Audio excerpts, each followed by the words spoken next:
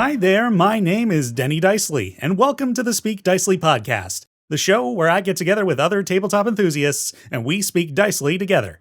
Not long ago on this podcast, we talked about character classes in Dungeons & Dragons.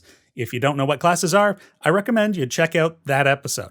Starting today, we're going to be diving more specifically into each class over the course of several episodes, in no particular order. Joining me today are Dallis MacKenzie and Socoler. I feel like I mispronounced that. I'm going to call you Soko moving forward, and we're talking rogues. Hey, guys. Hello. Hi. Okay, so Socoler? Socoler, same thing. Socoler. Okay, I got to remember that. However you want to put emphasis on it. I feel like we just said the same word 3 times in a row. Yeah. With my name being as weird as it is, I try to make sure I pronounce people's names right. That's fair. I'm sure I know how it's pronounced anymore, I just gotta go with it. I get called Scooter a lot. I don't know how that one comes up. Just, yeah. If you really glance at it with your peripheral vision, I can see how you get there. Yeah, that's as if you'd pitched your streaming channel name to an 80-year-old. I'm Socoler Scooter. Yeah, it's not quite there, but it's it's at least the same language. Yeah, it's got the same letters, sort of. Sort of. But yeah, today we're talking about rogues. It's very exciting. We're diving more specifically into these classes. And Soko, you'd been on the episode where we were talking about classes in general in D&D. Yeah. And I felt a little bad because we had 5 of us there, and I felt like you didn't get a lot of screen time. So I'm happy to bring you back in. Yeah, I'm happy to let Duke and Koiba talk a little more since they like to go on their tangents, At least it's a thing you've recognized. But we're happy to have you back, and Dallas, of course, always happy to have you back as well. Thanks. Always happy to be here. Especially if we're talking about rogues. Woo! So, you've both played rogues, right? Mm-hmm. I have. Okay, perfect. So, I did pick the crew correctly. You guys had pitched you wanted to talk about rogues, and I was like, is it because they have played them, or do they just want to bomb them, I'm just here to learn. That's what it's all about. Let's get into it. Let's start talking about rogues. What is a rogue? Sneaky boys. They're the guys that just deal damage straight up. Yeah. Excellent fighters. I feel like that's what they're known for. It's them and paladins. That you're oh, those are the big boys. Oh, that's true. I forgot paladins are known for the big smashes. Yeah. But theirs is more dependent on, obviously, the type of creature, because you do extra damage on fiends and undead, I think. Whereas rogues is just everyone. You exist, I hit. Yeah, the rogues have a bit more of a control on setting up the situation that they need in order to deal a lot of damage. Yeah, rogues have a lot of mobility and like you're saying kind of dexterity based ways to control a battlefield. Mm-hmm. Yeah, and rogues are known as being some of the along with bards as being the class with skills. Yes, absolutely, because they get 2 expertises off the bat or something like that. Oh yeah, which is huge. And then they get reliable talent later. Oh, ooh, such a good skill. I've always thought that if I could be a D&D class, I would want to be a rogue. That's what I would want to be. They're just so cool, just sneaking around, and they do so much damage, but in such a subtle, cool way. Versus the paladin or the fighter that's big and boisterous. I always kind of like the kind of a sneaky guy. Yeah, and I feel like you always have something for every situation, especially with all the different subclasses. You get access to a lot of different things, and you're never really useless. Mm-hmm. Unless all of your teammates are kind of more ranged people. Because then obviously it's harder to get your sneak attack. Yeah. Unless you're a swashbuckler. That's true. Yeah, swashbuckler just always gets sneak attack. And with what they've introduced in Tasha's too, the optional rogue feature of being able to just forego any movement as a bonus action to give yourself advantage. It's just well. I didn't know that was a thing. Yeah, it's disgusting. Oh my God. Yep, that is I think they called it steady aim. I think it was called. Yes, steady aim. That sounds right. Makes sense, really. It's if you don't move, you're gonna be better at shooting. Yeah, I don't think it works for stabbing though. I think it's just the shooters. Probably, yeah. It's like crossbow or throwing your dagger or something. Oh. I'd have to check, but That makes sense. But I've always been a fan of roguelike characters. Like going to Skyrim specifically, I love playing a character that's got like high stealth and a bow, and just if you can pick off enemies before they even know you're there, it's like I'm just out here, touring around, and anything that's in the way is I'm just going to move that to the side, and that's not a problem anymore. Yeah. You only fight what you want to fight when you know you can kill the thing without them even noticing you're there. Yeah. And something that rogues in tabletop, I think, are commonly given the descriptive of, they tend to be like shady characters, because they're so stealthy and easily assassins. well, yeah, I think they get like that like impression of being the assassin, but I feel like they always end up being orphans too. I don't know if that's just you guys, but my first rogue that I ever made was an orphan. And it's just like, it was like so stereotypical. I was like, oh, maybe I shouldn't have done this. There is that stereotype of, I'm the gritty rogue. My parents were killed and I was raised in the streets and I had to make it all on my own. Oh yeah, absolutely. Love it though. It's interesting too to consider with the rogue. It's like they've all, or at least they most of the time they'll have a relationship of some kind with the law. And I think that's something fun to play around with. A little jailbreak here or there is a little fun thing doing a campaign because you don't always get to do it. Mm-hmm. So, experiencing that once or twice is always a good time. Yeah, and they're one of the few classes that are given the option of having proficiency with thieves' tools off the hop too. So when you get that option, it's like if you're a rogue and you don't take that, who else is going to? Right. You got to fulfill that part of the party. You better have a monk or an artificer, I guess. Yeah. I think those are the only other two that get it. Absolutely. Yeah. So are there any pop culture icons that kind of fill the rogue archetype? The initial one that I thought of, which was kind of weird in my brain, but was Inigo Montoya from The Princess Bride. Ooh. That guy is just the best and such a good little rogue. He's got his rapier. He's a pirate. I think all pirates are rogues, basically, right? Yeah, I feel like a rogue or a fighter, I guess. Either way.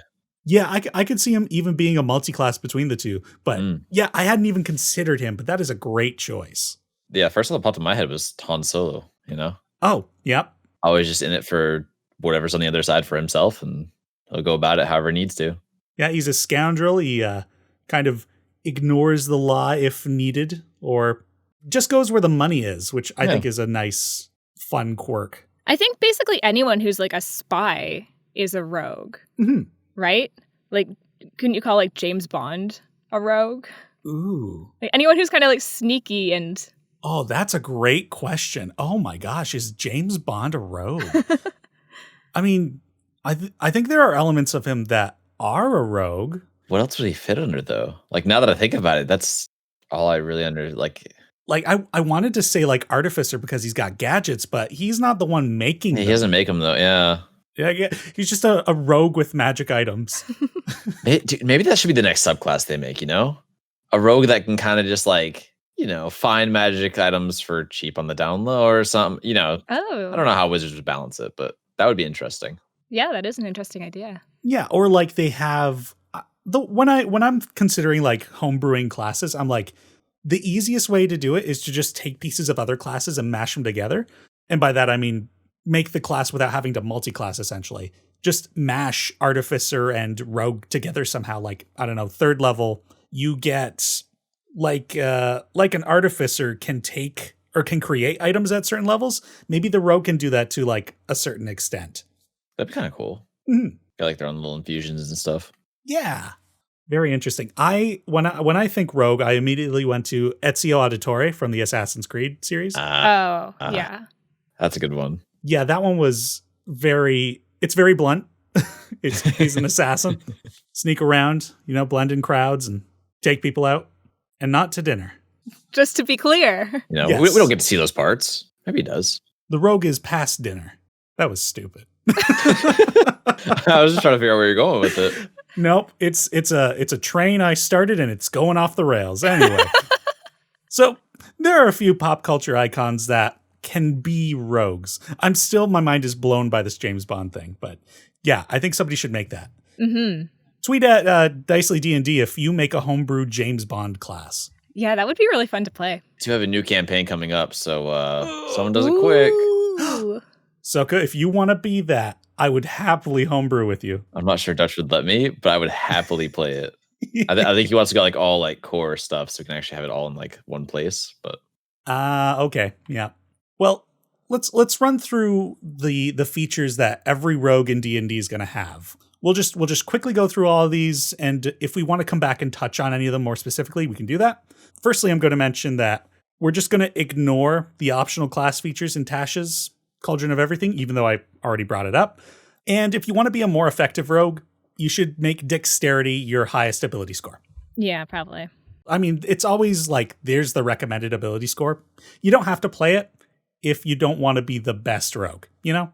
But yeah, at first level, you get like Expertise, which is some bonus proficiencies. Amazing. Sneak Attack and Thieves' Cant.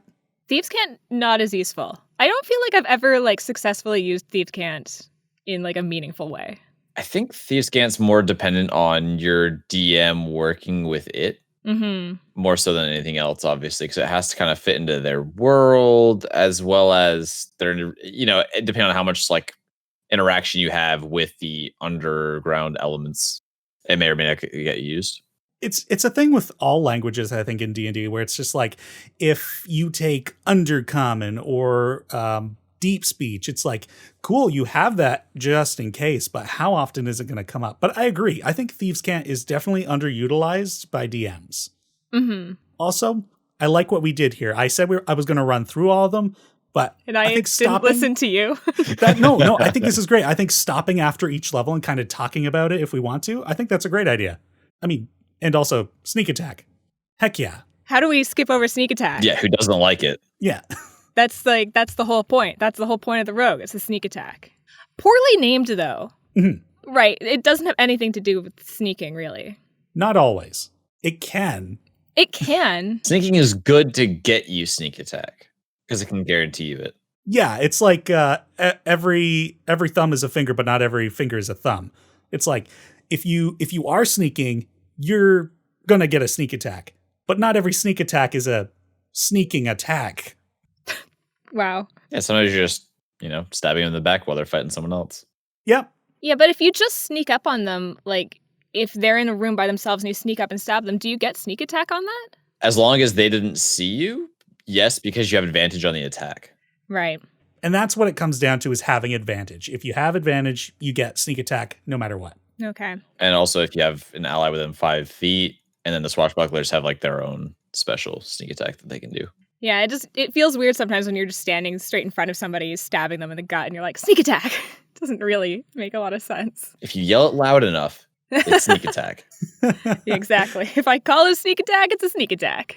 I think that's one of my biggest qualms about rogues and assassins in general in D&D is like, I feel like there are times where you should just be able to walk up behind somebody, like stab them and they're dead. Mm-hmm. But then there's the mechanic part of they have hit points and how much damage can you do? And it's like, can we sometimes ignore that for like a one-hit assassination? Yeah, like it's a 1 guard. Come on. Like, yeah. You're really going to let them live with like 4 HP just because I can't do enough damage. Maybe it's like, because you have sneak attack, that is the option the DM gives to the rogue and only the rogue. Yeah. I don't know. Well, something to consider. Moving on to second level, you get cunning action. You get to dash, disengage, or hide as a bonus action. Superb. Awesome. Huge. Yeah. Yeah, big deal. Just the dashing in general. Like dash and disengage are probably the 2 bigger ones, I think. Mm-hmm. Yeah. Well, I feel disengage is super important, especially if you're not a swashbuckler rogue and you need to get yourself into like the right position to attack and get your sneak attack. Being able to disengage and move yourself to the right spot is a big deal. Of course, if you do the typical rogue thing and take mobile feet, then it's not really a big deal. And you can just run around everywhere like a crazy madman. It's true. That with mobile, you basically become a swashbuckler no matter what archetype you've chosen. And I feel like for the reason we just said, people aren't hiding as much. The rules are hard. It's difficult to interpret without a battle map. So dash and disengage. And if you don't have cover to hide behind, you can't hide. Yep, exactly. If you're in line of sight, you're visible. Third level, you get to choose your roguish archetype, or your subclass. There are 9 total options. That's a good chunk. That feels like a lot. Is that a normal number of I feel like it's subclasses? pretty normal now that Tasha's has come out, but I'd have to really look at it. I think that it's pretty normal though. I mean, it's because I think for the most part, classes got at minimum 3 in the player's handbook, and then as books came out, I know I was doing the outline for the episode on wizards, and they've got 13, which is crazy. I think that is probably clerics are the same way. I think they have like 13 as well. Yeah, I think those are the most subclasses, but I'm not surprised Rogue has that many because Rogue is really well built as a class. Yeah, I agree. I think rogues, can go in so many different directions. I like a lot of their subclasses too. They've got a lot of really cool like thematic subclasses that can take them in a lot of different character directions. Yeah, they definitely branched out into like the things that are like, here's like the archetypal rogue, archetypical, archetypal, whatever that word is. Yeah. You got like those ones, and then they've kind of like started branching out. Like, I love the new Phantom Rogue. Been considering possibly playing it. Just the different stuff they come out with for rogues is just incredible. You know what? While we're here, I might as well list the different rogue archetypes while we're on the topic. So the player's handbook gave us the arcane tricksters, the assassins, the thieves. Xanathar's Guide to Everything gave us inquisitives, masterminds, scouts, and swashbucklers. And Tasha's Cauldron of Everything gave us the Phantom and the Soul Knife. All of them very different, so congratulations, wizards. Yeah. Yeah, do you want to be a rogue that's basically a ranger? There's the scout. Yep. Basically, every class is going to have a version that is a magical version if it's not already magical. Arcane Trickster fills that. Yep. Mm-hmm. I like the Soul Knife Rogue as well. That's the newer one, right? Yes. Yeah. I think Adrian's playing that in one of our campaigns, and it's really cool looking. Mm-hmm. You can create, you can do psychic damage with your blades, which is really interesting. All great until someone has resistance to psychic damage for once. True.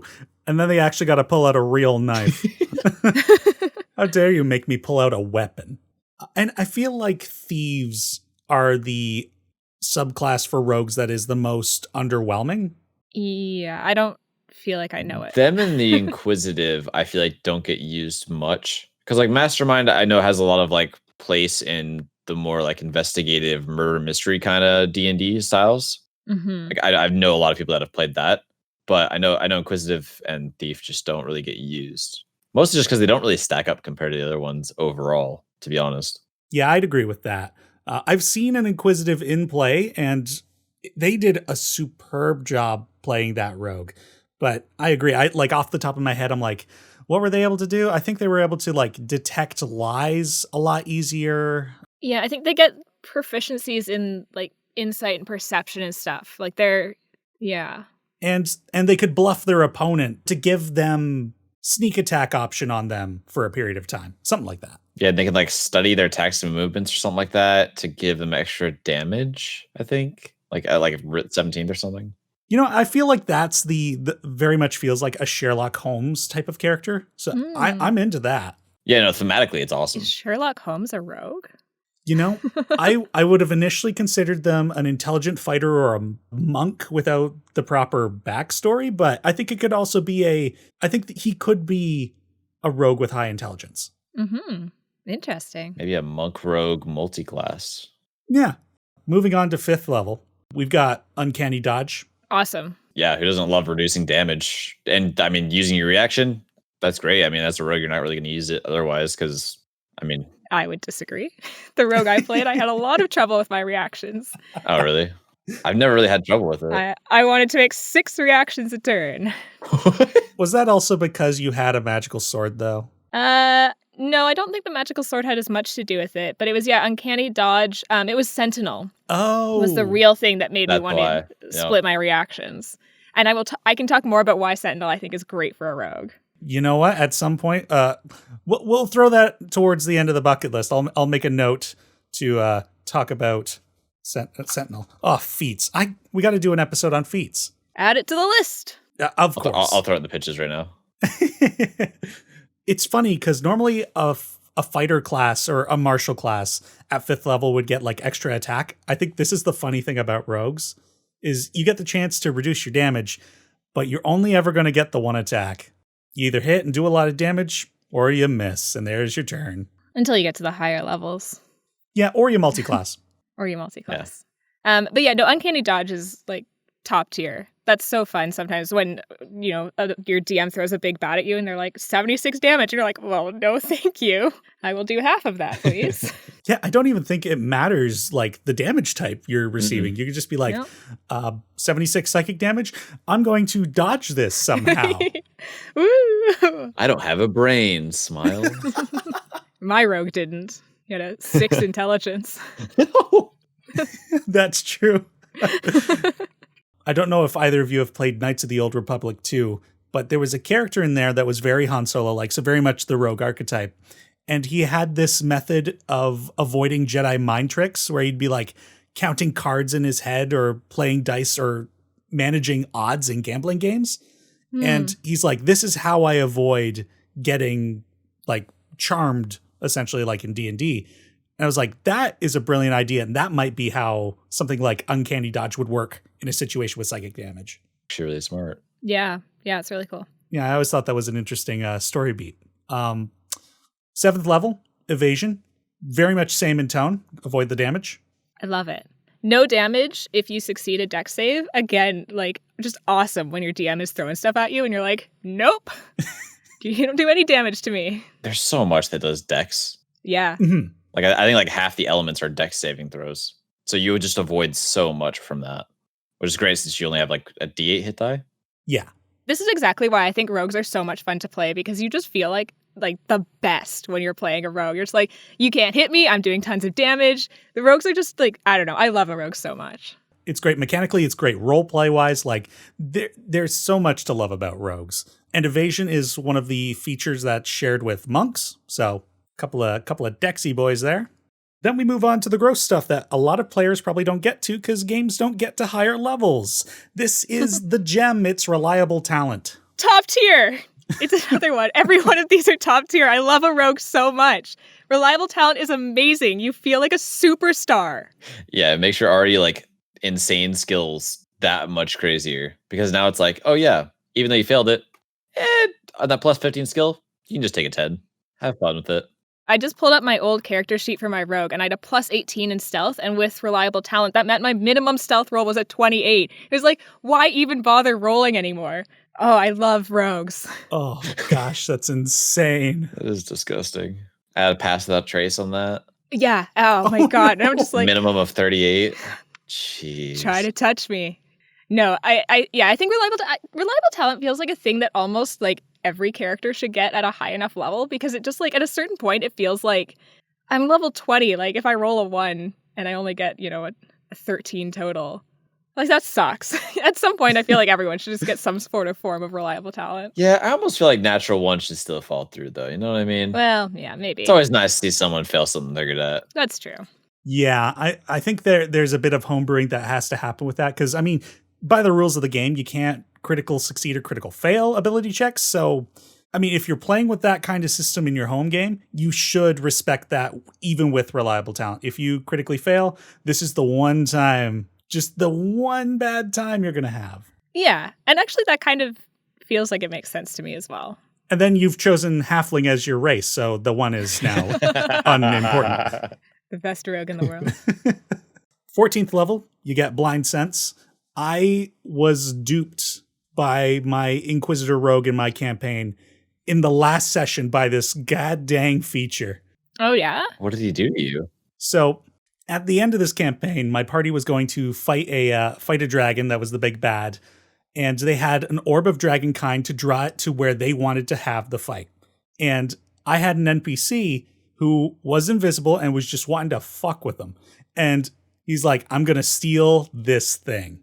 The rogue had the item. I did not realize he had blind sense.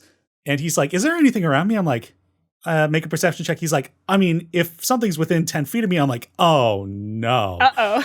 You grab an invisible hand, and they tied him up to a chair, and he was in the middle of the fight while they were fighting a dragon. Oh. Amazing. I was thwarted, but oh my gosh, it was so funny to see this all play out. You've got to just feel so good when that happens. Yeah. I feel like this never came up with my rogue. This was one of the ones where I was going to say, I don't feel like this is like a great feature. But I guess in the right situation, it is. That's really cool in the right situation. That's exactly what it is. It's so situational, but when it pays off, oh boy. Yeah. Oh. 15th level, not a crazy deal. Slippery mind, gain proficiency in wisdom saves. Makes sense, I guess. Yeah. Rogue starts to lose me around here. Yeah. 18th level is elusive, which is nice, but not anything extravagant, I think. Yeah, it's nothing crazy for 18th level. Yeah. You get no attack roll has advantage against you while you're not incapacitated, which the moment you're grappled, advantage can happen again. Yeah, just take the mobile feat. You're fine. Yeah. Everything is solvable with mobile. It's sad how many things are. And our greatest ability that rogues get at level 20 is Stroke of Luck. If you miss someone with attack, I said that weird. If you miss someone with an attack, you can make it a hit. Or if you fail an ability check, treat it as though you just rolled a 20. You can use one of these once per short or long rest. That's pretty cool, but I'm not overwhelmed. This doesn't feel amazing to me. Yeah, it's like, oh yeah, cool. I rolled 2. I guess I'm just gonna take this as a 20. Yeah, I mean, like, it's nice, I guess, but for your, like, capstone, like, I've reached the pinnacle of rogueness, this doesn't feel like that exciting. Yeah. Yeah, it definitely is. The rogue becomes what the rogue is meant to be so early on that I think a rogue can easily be a class you can kind of sacrifice the higher end for multi-classing. Agreed. I was going to say, yeah, the rogue I played, that we did get to 20th level, I did 15 in rogue and 5 in fighter. And so by the end, I did have the double attack from fighter. And you don't get sneak attack on both of those, but it is like kind of a nice like extra little damage buff each time. And it kind of feels like it makes this thing irrelevant as well, because since I have 2 attacks and I'm at 20th level, I'm probably going to hit with one of those 2. It's basically the same thing as this, but I can keep doing it. Rogues do have 2 attacks, pretty sure. At 5th level or something like that. No. Maybe some of the subclasses do. Yeah, I don't recall any of them having that, but... Oh, maybe I'm wrong. No, because you can only get sneak attack once per turn, so it doesn't really make sense to do 2 attacks, kind of. But I did find that I liked it once he had 2 attacks. Well, the benefit of that is if you've got 2 attacks and you miss with the first one, if you hit with the second one, you still have that chance to get that sneak attack in. Yeah, exactly. That's what I'm saying. Is like the 20th level Stroke of Luck feels like the exact same thing. Like, oh, if I miss, I can make it a hit, but you can only do that once per short rest.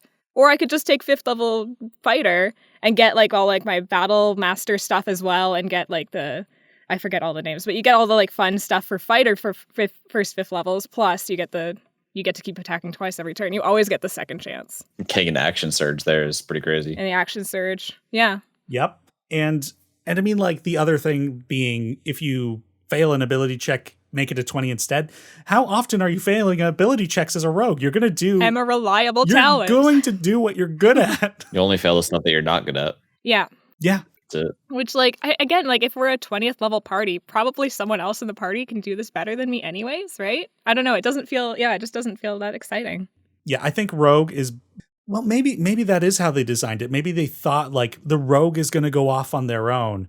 And if they are alone, the rogue kind of makes sense in that situation, I guess. But it's also a role-playing game, which is meant to be with a bunch of people. So why are you going alone? Well, and the average rogue isn't that great on their own either, though, because for sneak attack... Oh, no. The regular rogue gets sneak attack when they're within 5 feet of an enemy. But no, another enemy isn't within 5 feet of them. I've only ever played a swashbuckler, so now I can't remember when the normal rogues get sneak attack and when they don't. The normal situation is if you ever have advantage, you get sneak attack. If an enemy of your target is within 5 feet of your target, you get sneak attack. Right. Okay. Yeah. Well, I think it actually has to be an ally of yours has to be within them. Not that just very well could be. Okay, if that's the case, that's what I'm saying, because then it doesn't make sense for a rogue to go off on their own, because they have to keep other people around to get their sneak attacks. Yeah, unless you're a swashbuckler, like, you pretty much have Unless you're a swashbuckler, in which case you just fuck off and kill everything. Or you take the optional rogue feature, but that's also new and it may be changed at some point, who knows. So I just checked in myself. You don't need advantage on the attack roll if another enemy of the target was within 5 feet. Okay, it is enemy. Okay. Then ally is the swashbuckler version then. It's if the ally is close, then that's Swashbuckler, isn't it? Swashbuckler gets something on their very own. It's like, let me look. Just doing research on the fly. I love rogues. I don't know any of the rules. I mean, we can't know everything either. I've only played a Swashbuckler briefly. It was like a one shot, so it wasn't anything crazy. They're so fun. I love my Swashbuckler. Don't need advantage to your sneak attack against a creature within 5 feet of it if no other creatures are within 5 feet of you and you don't have disadvantage. Okay. Right. So it's basically if you're in a one-on-one situation with a target, you can get sneak attack. Okay. Everything's coming together. All coming together. It always does at some point. So this is all the mechanical stuff of rogues. Let's kind of dive into making the role play side of it. How do you guys go about creating an interesting rogue character? The first thing I do is I like to decide what kind of archetype I want to go into, because that obviously will really feed into, oh, my character was involved in this kind of thing as their backstory and that kind of thing. Unless something just like really sparks in my mind, I'm like, oh, I have this character idea. Rogue fits this really well. That's kind of where I always start, is usually the background and the archetype. That's true, I guess. That's kind of how I tend to build characters as well. It's more like, what do I want them to be, and then figure out later kind of how the classes fit into it. I think it's interesting what you said earlier about how rogues always have some sort of relationship with the law. And I'm trying to think of how you would build a rogue that wasn't like that. I wonder if you could have a rogue that is the law. Well, I was thinking of and this has been done in media before, but it's like the reformed criminal, where it's kind of like you're a plant. So it's like you work for the law, but maybe you've got a reputation as a big criminal. You got caught and they're like, all right, let's make you a deal. You do it's Suicide Squad, basically. Okay. Right. That's actually a really good idea. But feel free to take that. But in terms of a rogue without a connection to the law, I could see something like a dungeon delver. Like one of the characters I'm playing right now is an archaeologist. I could see an archaeologist being a rogue. Absolutely. Yeah. All the kinds of traps you'd have to deal with and stuff like that. Indiana Jones. Yeah. Indiana Jones. I was just about to say that. Maybe he's a rogue too. Yeah. He does have a whip. Okay, there you go. There's a good rogue. Harrison Ford. Harrison Ford just has rogue characters, huh? He's got a type. Yeah. Yeah, because the rogue I played was a pirate, and he wasn't really that evil by the end, but that was certainly like a thing at the start. I mean, he was never evil, but he was stealing and being piratey at the start. Yeah, it still feels like. Yeah, that's a character with a relationship to the law. Yeah. The Xanathar's Guide offers some suggestions to help people flesh out their characters, and some of the things they throw out are like a guilty pleasure, an adversary, and a benefactor. And if you're going very traditional rogue, I think a benefactor is definitely a nice way to go, because it's like if you're a rogue, you're likely taking jobs. So who's paying you? Do you have a reoccurring customer? Definitely adds like a nice little thing of like, oh, I kind of have like this like home base. I stick around here because I know I'm gonna make money, and like kind of allows you to have a little more in-depth knowledge of a place and know the ins and outs, as well as having something to just fall back on in case things go really badly. Yeah, and if you're playing into like that a gang kind of style background, like that makes sense too. It's like, this is my territory. This is where I know I've got free reign. And going back to guilty pleasures, another system called Shadowrun had this vice system, which I thought was very interesting. It might be a little dark for a lot of D&D games, but it's like, does your character have a vice? Like drugs, like alcoholism? Like, is there something that you're fueling with your jobs? Of course, it's very easy to play a character that doesn't have a vice, but it could be an interesting thing to throw that in there. The more common one in that case is, are they just a kleptomaniac? Probably. Yeah, I think a kleptomaniac's a little hard to play though, just because you'd have to have people that are like kind of okay with someone occasionally stealing, and then eventually them trying to help get them out of that. Well, and that's like the one thing people know about rogues as well, right? Is that they're the shit disturbers of the party that just keep like stealing from each other. You can't leave the rogue on watch; they'll just take all your shit. Yep. Yeah. If you go to those D&D class stereotypes, like the bards, the seducer, the wizard's the smart guy, the barbarian's dumb, and the rogue's gonna take everything. Time to split the loot. You got 5 gold each, and the rogue didn't tell you he kept 25 for themselves. That reliable talent. He's not failing that sleight of hand. Absolutely. Another nice thing about rogues is because they're so detached from magic, unless you take the arcane trickster, is you can have a more grounded story. Like, You could think about what is their job. Like I pitched archaeologist before, and you could just have a bit more of a mundane character. Yeah, that's true. I think that's also part of what I like about rogues. I like a good martial class. And I like that, yeah. Rogues feel very like, I don't know, like realistic enough that I can like picture myself like in the situation, but like it's like a cool enhanced version of myself versus like, you know, flying and magic and stuff. I'm like, that's a little like I could conceivably become very sneaky. Like that criminal person inside that you want to be, but you're like, I'd rather not go to jail. Yeah. All other stuff, so I'll just play D&D instead. Exactly. Yeah, that's the time to get those tendencies out. You know what? Well, we're talking about these rogue stories. How's about you guys tell us about a rogue character you've played, and what archetype did you pick if you got to that third level where you get that? I forgot this was a question, and I've already explained my entire character. Nah, you can go into more detail. Yeah, I mean, yeah, like I was saying, I played this swashbuckler rogue. We got to level 15, and then we multi-classed into fighter. I multi-classed into fighter earlier, but I think it was at the very end I realized that having the 2 attacks at 5th level fighter would actually be fun. And those last couple levels of rogue were not super exciting to me, so I filled out my last couple level ups with fighter. I guess this is a point where I could talk about why Sentinel, I think, is such a great thing for a rogue. And the way that Sentinel works, it's a feat you can take, and I don't have it in front of me, so I'm not going to get this exactly right. But essentially, if an enemy attacks an ally that's within 5 feet of you, you can take an attack on that enemy as a reaction on their turn, which is great for a rogue because the way sneak attack is worded is that sneak attack you can do once per turn, not per round. So you can do sneak attack on your turn when you're attacking them, and then you can do sneak attack again as a sentinel as a reaction on their turn. So that's the way you get 2 sneak attacks as a rogue. And if you're not playing Sentinel with Rogue, you're playing it wrong. I don't know. Once I realized that, it made my game so much better. And that's why my reactions got hard. The look of realization on Soko's face as he was hearing that, I was just like, yep, it's brutal. It's so good. Now I'm just imagining a rogue with Sentinel and mobile, and I just feel bad for any DM that has to deal with that. Like, what do you do? You need to explain to me why mobile is so good, because I didn't do this with my rogue.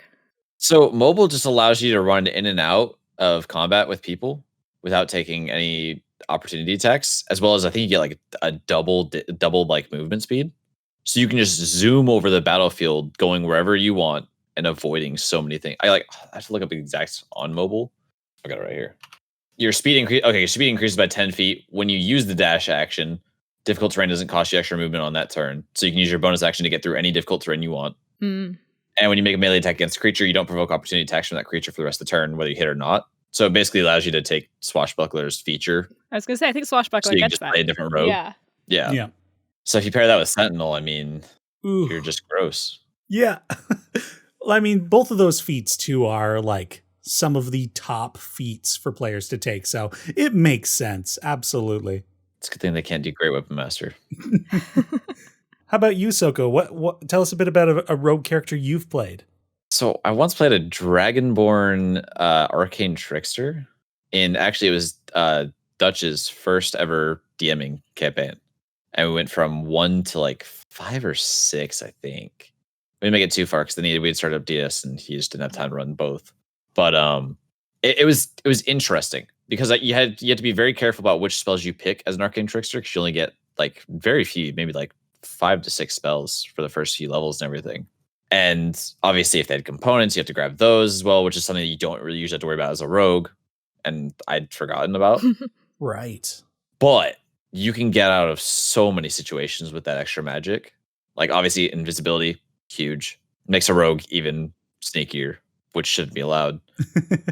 And then just like little things like Featherfall or Levitate allow you to just move around in different ways that you normally wouldn't be able to as a rogue, or it might be harder. Like, obviously, you don't really go with athletics as a rogue, so if you have to go up a straight cliff wall, just use Levitate to get up. That way you're not having to potentially take fall damage.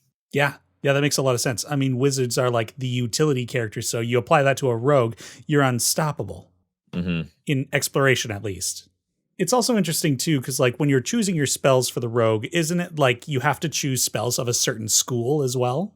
I think it's like you get wizard, you have the wizard spell list, and you get illusion and enchantment. I want to say.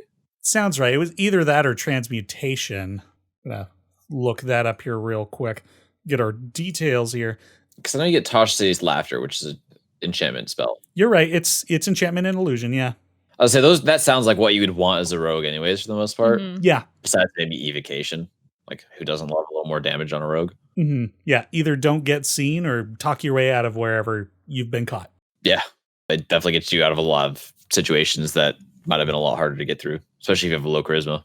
Was there anything unique about that character in terms of like the story? Like what was, and Dallas, we can touch back on this too, because like we don't just have to talk about builds. Like we could talk about the actual characters too. I don't think there's anything crazy. He was the typical, orphaned rogue, kind of made it out in the streets, had someone, I don't remember his name. It's been like 3 years since I played this character, but yeah, he had someone like teaching the ways. And there was another rogue in the party too, which made it really odd, because it was weird having two rogues. Because I remember it's just like, wait, we do the same thing. We can just attack the same person now and give each other sneak attack. But for him, it was more about learning how to work with people instead of working alone. So that was that was interesting for me, because I've always been like a social person for the most part. Well, I've never been like antisocial. So it was interesting trying to play a character that's not quite there and doesn't have those social skills to really rely on. Interesting. I always feel like rogues are a like more charismatic class. I guess they don't have to be, but in my mind, they tend to be like more charismatic people as well. Yeah, one of those the lone wolf trope is usually a problem like a player group has to get over. Like they're in it for themselves. Like they don't want to work with the players. And finding that balance of being a character who ideally would be on their own, but finding the reason to be with the party is an interesting story to explore. Yeah, it can be a little rough at times, obviously, because sometimes you're like, oh, he probably wants to go to this, but I don't think the party wants to. So you kind of have to pick and choose your moments to, do your lone wolf thing, but also be with the party, because at the end of the day, you're probably going to reach their goal with the party sooner than you would on your own, which I think is one thing that your character comes to realize as time goes on. Yeah, it's definitely a character that has to weigh the benefits, the pros and cons of the situations. Like, am I going to make more money there? Is that what I care about? Do I find there's probably going to be more context there? Am I running away from somebody? Is it just better to be with a group of people? Yep. I've only ever played one rogue, and it was for a one-shot. So rogue is actually the class I have the least personal experience with. For Dallas, Logan ran that Pirates campaign for us. He did a precursor... Oh dear, that's not the word I wanted to use. A prototype of that campaign setting. And it was instead a Sky Pirates setting. Oh. And I played a Warforged rogue. And they were just this like funny character, because we knew we were only going to do a few of these, if not just the one. And I was like, okay, I'm a Warforged, but I've convinced myself that I'm a human soul trapped in a robot body. And I'm just going to be this like charming individual, like hitting on people, but I'm going to be like, oh, but you'll have to wait for me to get my body back, because I don't know where it is. And I left it to Logan. I was like, whether that's true or not, if he's delusional or if he actually has been somehow cursed, like I'm going to leave that up to him. And the big taboo of his setting was you don't remove like this crystal that makes every pirate ship fly and like let them fall into the fog below, because like nobody knew it was down there. And at the end of our session, we had pirate on pirate combat. I boarded their ship. I stole that crystal and I went back to ours. God. And that was the one time I got to be a chaotic bullshit rogue. What a good sneaky boy. Yeah, I think I was also a swashbuckler. That sounds like a lot of fun, though, not going to lie. It was a great time. Oh, I would love to revisit that character again. I probably won't, but... I love the Warforged trope of it, too. A human trapped in a robot body. Maybe. I love it. Yeah. I mean, not knowing is what makes it even better. You know what I mean? Because then you can convince yourself that you are. But then if you find out you aren't, like, how bad does that destroy you on the inside? What a good character moment. Yeah, it's either going to be we've got a big quest to go on at some point, or I'm going to have a terrible time at some point. But yeah, rogues are a lot of fun. There's a lot you can do with them. Why should the folks at home play a rogue? And do you have any specific critiques about the class? We did touch on this a little bit. I mean, they're easy to play. So I think for like a new beginning person, it could be a little bit to keep track of. Obviously, remembering you have sneak attack and stuff like that. But overall, I mean, it doesn't get more basic than a rogue than much like a fighter. Yeah, I would definitely agree with that. I think they are a really easy class to pick up. And I think they're a lot of fun. I think, like I said, you feel like a superhero, especially when you get some of that like reliable talent and you get to like negate your damage and you get to do extra damage. I feel like, I don't know, the rogues are super, super fun to play if you're just here to stab things and be a really good fighter. Yeah, and we already touched on it too. Like, there's not much going on for the rogue at the upper end. So don't worry too much if you're in a group that probably isn't going to get to those higher levels, because you're going to peak real quick. And if you like being a stealthy type character, I definitely recommend going with the rogue. Or if you want to be a character who's just good at their niche, like pick a skill and expertise it. Yeah. Absolutely. How we're going to be ending these, we have a game and a question coming up here still, but we're going to be ranking each of these classes in every episode. So on a scale of 1 to 5, how would you guys rank the rogue class? 1 being you wouldn't recommend it, 2 being it's boring, 3 being not your first choice but can be fun, 4 you recommend, and 5 they're your favorite class.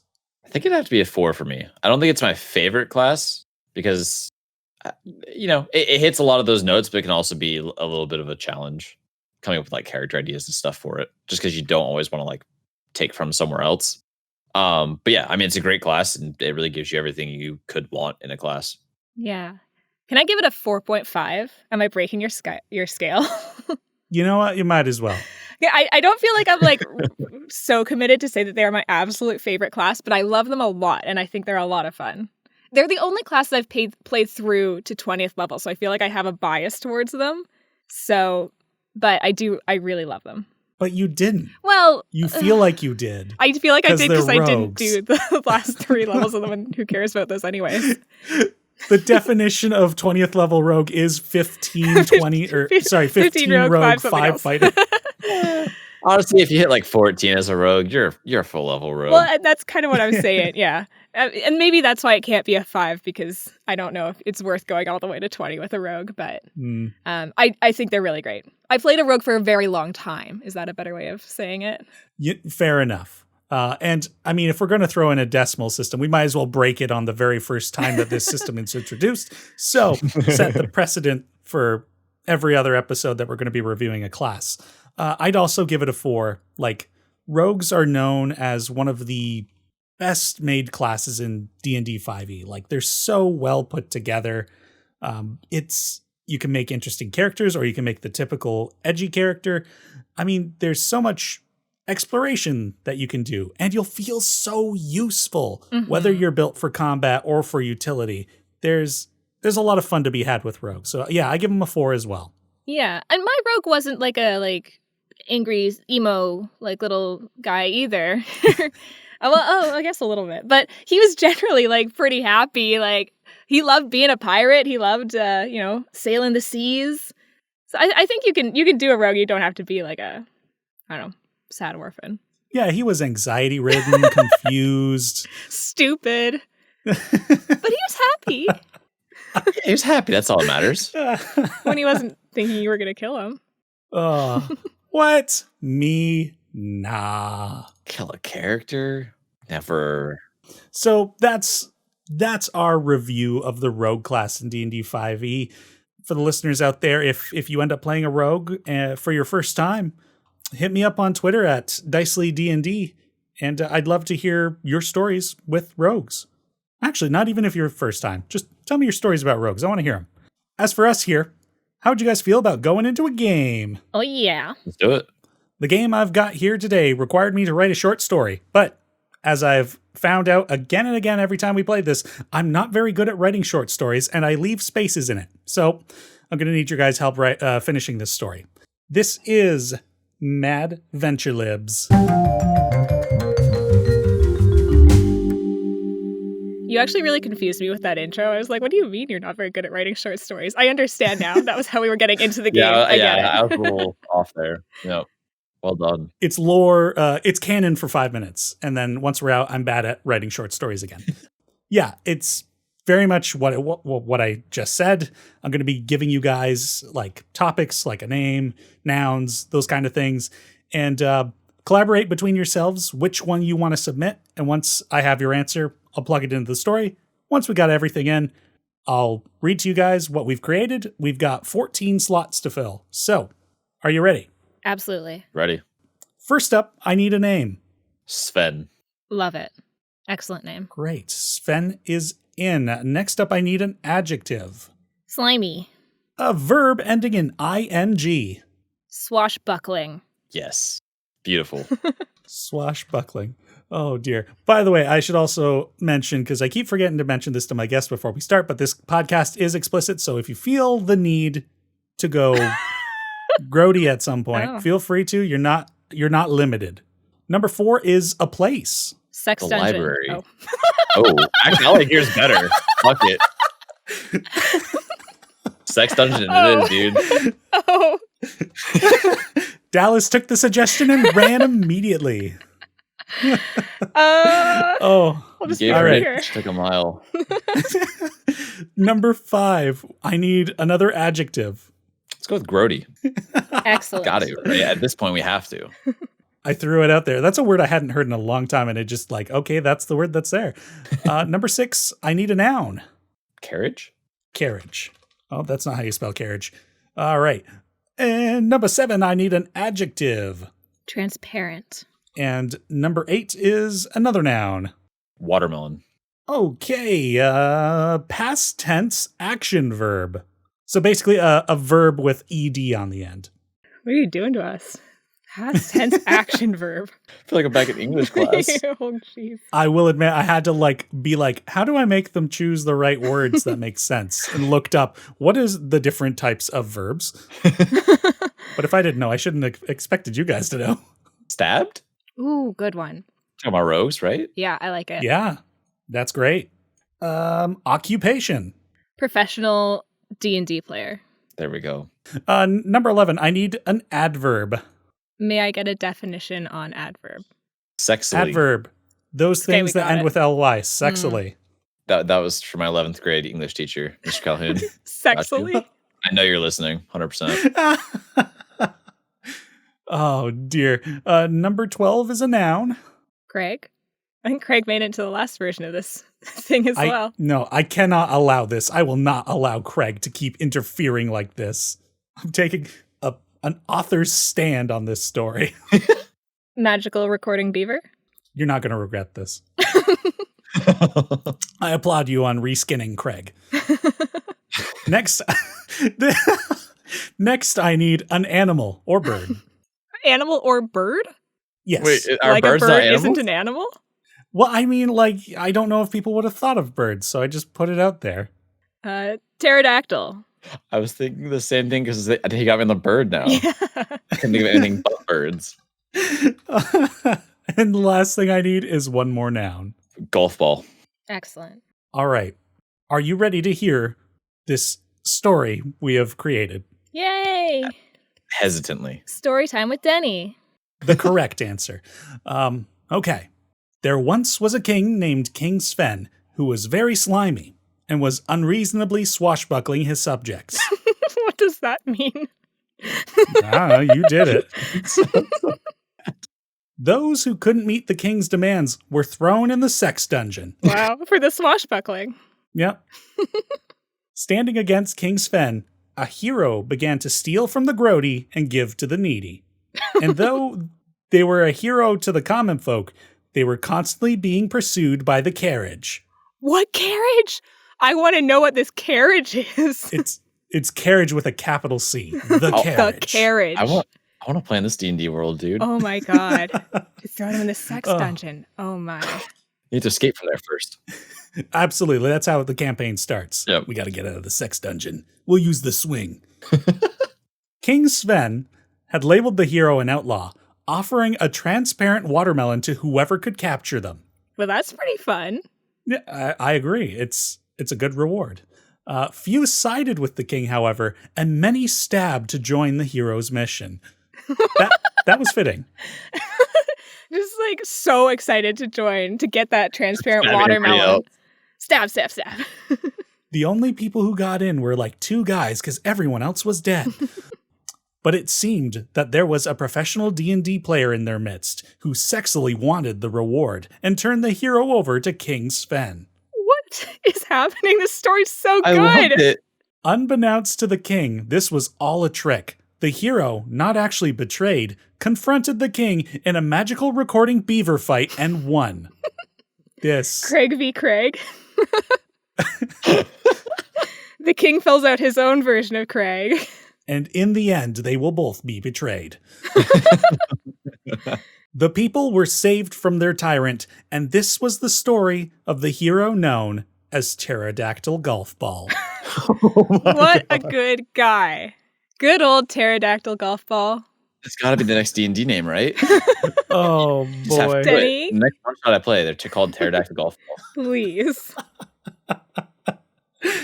Oh, that was silly. Oh. Oh my gosh. I'm going to use that name. Normally I create these things from scratch, but today I was a bit hurried, so I was like, I'm just going to reskin Robin Hood. Yeah. The classic Robin Hood story with the scary carriage that throws you into sex dungeons. Yeah, and the magical beaver fights, normal things. Oh, that's why the last two were animal, bird, and then noun. So it was like Robin Hood. Noun. I see. Yeah.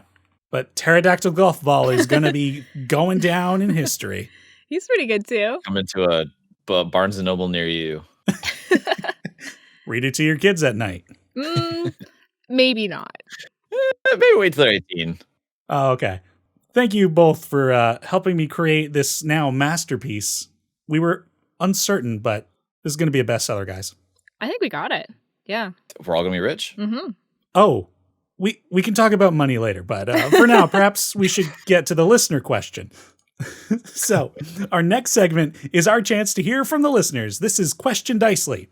And today's question comes from @Owen_Jennifer on Instagram, and they ask, are there some unwritten rules players should be aware of? Yes. Good answer.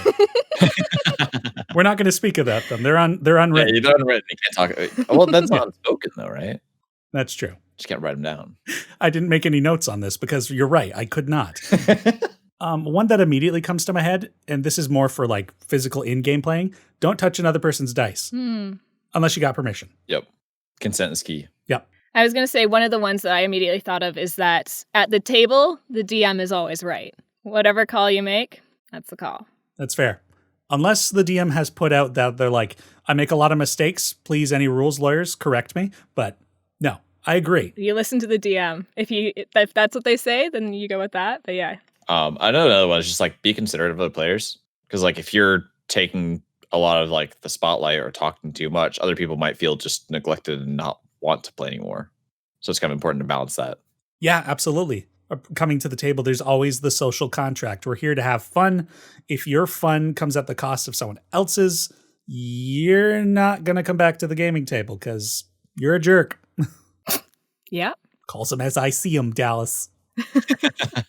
I mean, every group's going to be a bit different, and they probably will be unspoken rules. And you should try and make every unspoken rule spoken in session 0. Like, yeah. Nobody's a mind reader. If you don't talk about it, you can't know about it. So just have the session 0 and lay everything on the table. Yeah, and if you have things that might be problems for you, like, things happen in your past or whatever that you're not comfortable with, at least let the DM know. You don't necessarily need to share with the whole table, but as long as the DM knows to kind of try and steer things clear of that, if they're a good DM, will be happy with, staying away from that kind of stuff so as not to make you feel uncomfortable. Absolutely. Otherwise, I can't think of anything more specific at the moment. Is there anything you guys want to add more to that? I think like the idea that the rules, I mean, this goes along with what I said before, but the rules in the book are only guidelines. You don't need to follow everything to a T. Yeah, if something's more fun one way. I don't know if that counts because that is a written rule in the player's handbook. No, just kidding. Oh, I'm sorry.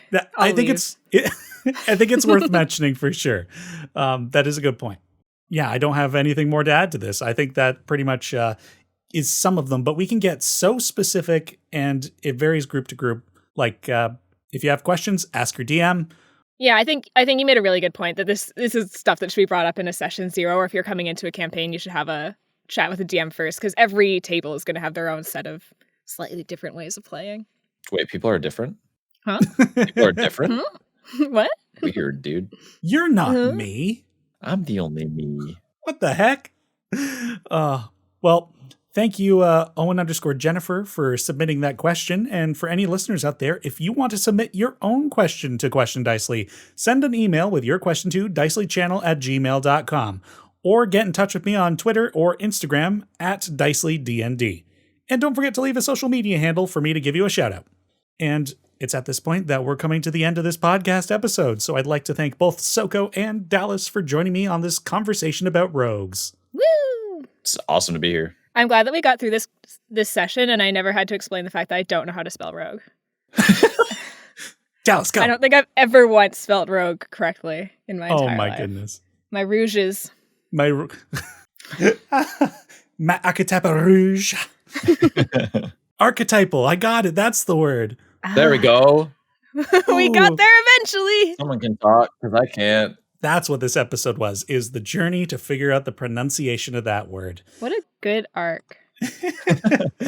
And at this point, I would like to give you both the opportunity to plug your social media and any projects that you're working on. Where can people find you? Yeah, you can find me on Twitter at Socoler_. Pretty active on there. And I also stream on Twitch TV. Twitch TV/Socoler. I'm live whenever I'm not working. That's nice. Yeah. Hi, I'm Dallas. You can find me on Twitter at Dallasaur, DALLISAUR. I'm a voice actor. Do you like voice actors? Maybe you'll like me. Come follow me. Let's find out. Woo! And also, on behalf of Soco as well, be sure to go follow the Dungeon Select channels on Twitch and YouTube. They're eventually going to be doing their second campaign of Dungeon Select. And if you enjoyed listening to Soco here, check out his character once they get started with that campaign. And good luck to you, my friend. Yeah. I think we're posting up content weekly right now. We have I think 2 or 3 things going on each week. And I believe we're going to be playing one-shots in the meantime until campaign 2 every week until then. So look out for that. There you go. Again, Twitch, YouTube, Dungeon Select. Go check it out. And thank you both again for joining me on this conversation. And for the listeners at home, I'd like to thank you for tuning in to Speak Dicely. My name is Teni Dicely, and I will speak Dicely with you again soon. Bye-bye. Bye. You can find the Speak Dicely podcast on Podbean and most anywhere that you listen to podcasts. Follow Dicely DnD on Twitter, Instagram, and Facebook, and be sure to subscribe to the Dicely DnD YouTube channel, where you can find our video series on how to play Dungeons & Dragons, as well as other videos. The Speak Dicely podcast is produced and edited by myself, Teni Brant, and the intro and outro music were created by Teni Brant. I thank you for the support, and we'll see you next time on the Speak Dicely podcast.